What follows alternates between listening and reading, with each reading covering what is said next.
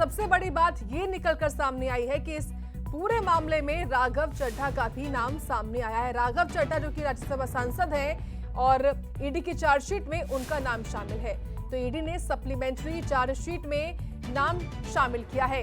इसी खबर पर और जानकारी हम लेंगे सहयोगी विनय सिंह से। विनय, मुश्किलें बढ़ने वाली है राघव चड्ढा की? राय नहीं है कि जब चार्जशीट में, चूंकि ईडी ने चार्जशीट सप्लीमेंट्री चार्जशीट दायर की है, तो उसमें राघव चड्ढा का नाम आया है।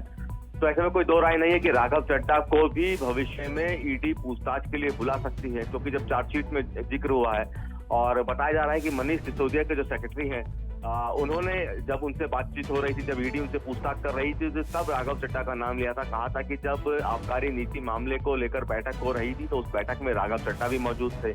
तो ऐसे में मुश्किलें और बढ़ सकती है। चार्जशीट के आधार पर ईडी राघव चड्ढा को बुला सकती है। हालांकि देखना होगा कब राघव चड्ढा को ईडी बुलाती है, क्योंकि राघव चड्ढा का नाम अगर आया है और जैसे जैसे जांच आगे बढ़ रही है, तो कई नाम सामने आ रहे हैं। इससे पहले अरविंद केजरीवाल को भी बुलाया गया था सीबीआई के द्वारा, और अब ईडी की चार्जशीट में जो अरविंद केजरीवाल, जब राघव चड्ढा का नाम आया है, अरविंद केजरीवाल का नाम सीबीआई की चार्जशीट में आया था, अरविंद केजरीवाल को बुलाया गया था, अब ईडी की चार्जशीट में राघव चड्ढा का नाम आया है, तो माना जा रहा है कि ईडी राघव चड्ढा को बुलावा भेज सकती है, यानी कि पूछताछ के लिए बुला सकती है।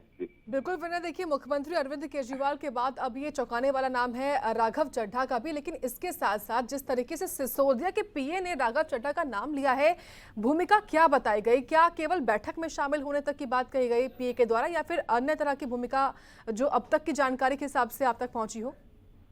अभी जो फिलहाल बताया गया, जो चार्जशीट में जो लिखा गया है, इसमें लिखा गया है कि जब GOM यानी ग्रुप ऑफ मिनिस्टर की बैठक हो रही थी शराब आबकारी नीति को लेकर, तो उसमें राघव चड्ढा मौजूद थे। तो यानी कि कहीं ना कहीं इस आबकारी नीति के मामले में राघव चड्ढा को भी जानकारी थी। यानी कि जब इस आबकारी नीति का गणित गढ़ा जा रहा था, यानी कि इसकी रूपरेखा तैयार की जा रही थी, तो राघव चड्ढा वहां मौजूद थे। यानी कि इस पूरी आबकारी नीति के मामले में राघव चड्ढा को भी मालूम था।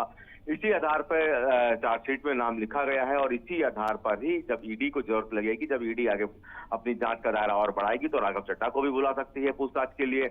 अभी चूंकि फिलहाल ये जो पीए है मनीष सिसोदिया के, उनके आधार पर ये चार्जशीट तैयार की गई है। तो अभी फिलहाल जो जानकारी आई है वो यही आई है कि उस ग्रुप की बैठक में मौजूद थे राघव चड्ढा। अब आगे अगर पूछताछ के लिए जब ईडी बुलाती है, तो ये भी देखना होगा कि क्या क्या सवाल ईडी राघव चड्ढा से करती है। और अभी चूंकि जांच का दायरा लगातार ईडी बढ़ा रही है, तो अब ये भी देखेगी ईडी की क्या सिर्फ ग्रुप बैठक में मौजूद थे राघव चड्ढा, या फिर इनको और भी आगे की जानकारी थी। ये बहुत महत्वपूर्ण रहेगा विनय। आपका बहुत धन्यवाद इस खबर के बारे में हमको अपडेट देने के लिए।